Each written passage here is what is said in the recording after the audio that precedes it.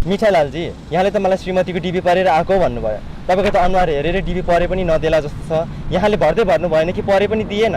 ए बग्लो के कुरा गर्छ रे, साफ दिमाग छैन यार। दिमाग चाटिरहेछस् क्या? यहाँ मोह लगाइदिउँ, यहाँ आएर चाट्ला।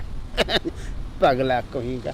यहाँ सुन रे बाबु, अमेरिकाले मलाई डिबी नदिएकोमा America is losing something. Let me remind you. किन भन्दा हामी जस्तो मान्छेलाई डिबी नदिनु भनेको यही देशको लस हो।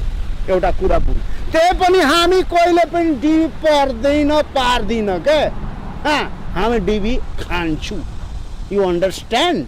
हामी डिबी के गर्छौँ? खान्छौँ। डिबी मतलब हाम्रो लागि के हो थाहा छ? डी फर दाल, अभी फर भात। डिबी, हामी सधैँ डिबी खान्छौँ, दाल भात खान्छौँ। बगलो हट डग, साफ तातो कुत्ता। ठिक छ मिठाईलालजी, यहाँको कुराहरू पनि बुझियो। अब कार्यक्रमको अन्त्यमा यहाँलाई अन्तिम प्रश्न सोध्न चाहन्छु।